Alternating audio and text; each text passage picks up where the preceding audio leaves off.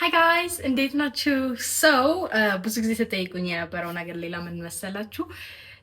ለጡት ወተት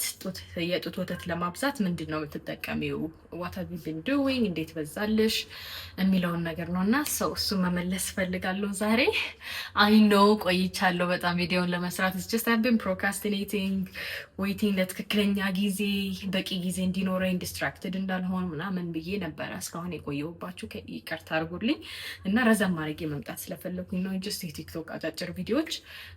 በደንብ እያያችኋቸው አይመስለኝም እና ይሄንን ደግሞ ሼር አድርጉት እንደሚባለው ዩቲዩብ ላይ subscribe baby anyways እንዴት መሰላችሁ የጡት ወተት ማብዛት መጀመሪያ የጡት ወተት is all about supply እና demand የሚባለው ነገር ሰምታችሁ ይሆናል እና supply እና demand ማለት breast feed directly nurse ለምታረጉ እናቶች ቶሎ ቶሎ ማጥባት አለባችሁ ቶሎ ማጥባት ብቻ መፍትሄ አይሆንም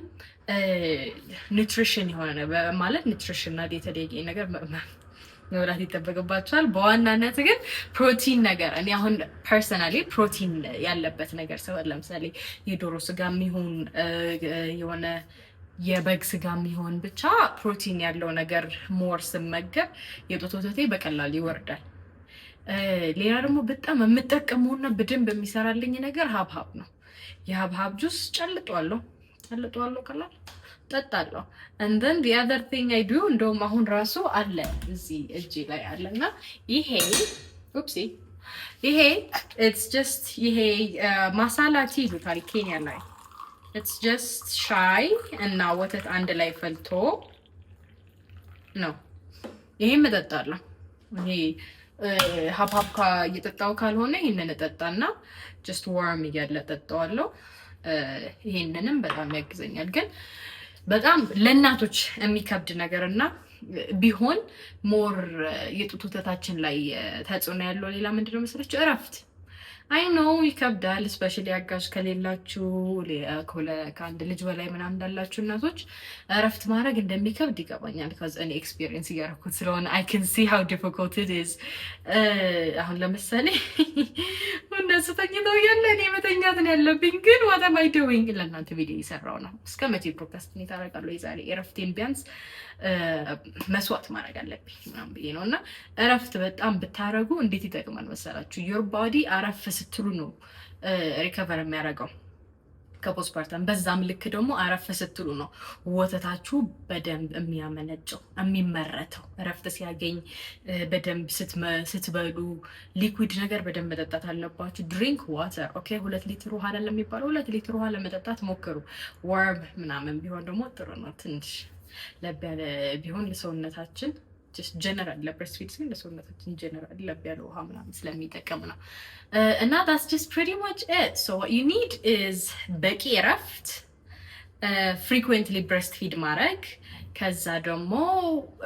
nutritional ምግብ መመገብ ይሄ ብዙ መብላት ምናምን የሚለውና እኔ personally በጣም ብዙ መብላት ላይ እንትን አለለም አልመክርም መብላት ያለባችሁ more of ፕሮቲን ነገር ለሆነ ለእናንተ የሚጠቅማችሁ በደንብ ወተት እንድታመነጩ የሚያግዛችሁ ከጊዜ ሂደት እናንተ የምትለዩት እኔ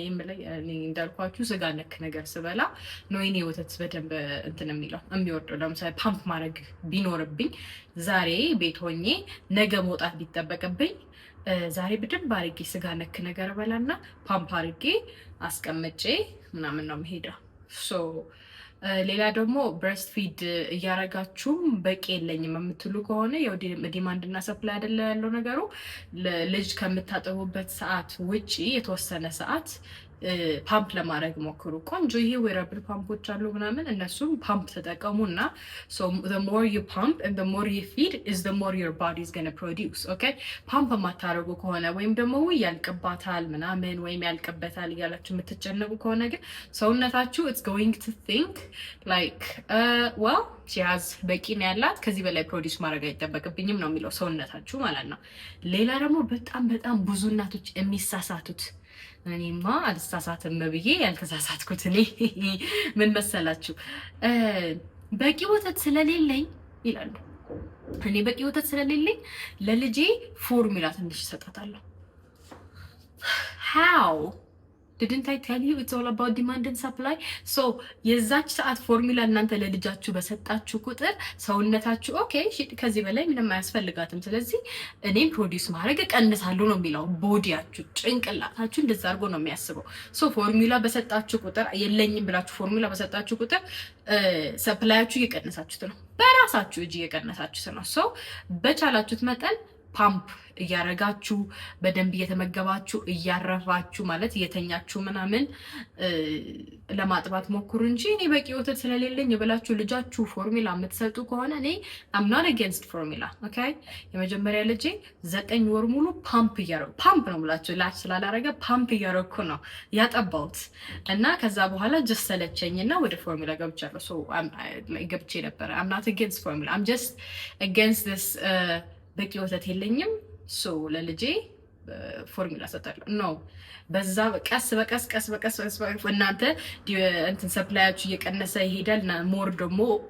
እንትን ሰጣላችሁ ፎርሙላ ተሰጣላችሁ ሰፕላያችሁ ይቀንሳል ፎርሙላ ተሰጣላችሁ at the end of the day ሰፕላያችሁ ዴድ ይሆነና ይዘጋል ሲዘጋ ሙሉ ለሙሉ ወዴት ትሄዳላችሁ ወደ ፎርሙላ ትሄዳላችሁ and then you're just going to blame yourself አላላ ሶ እዛ እንደዛ ነገር ላይ ሳትገቡ ይሄንን ለማለት ፈልጌ ነው I think ረዘመ ግን ዩቲዩብ ስለሆነ it's okay 6 ደቂቃ it's not that bad I hope you understand ሌላ ጥያቄ ካላችሁ ለመመለስ እሞክራለሁ ኮሜንት ሴክሽን ላይ መልስላችኋለሁ this is YouTube so I'm supposed to say like and subscribe you guys bye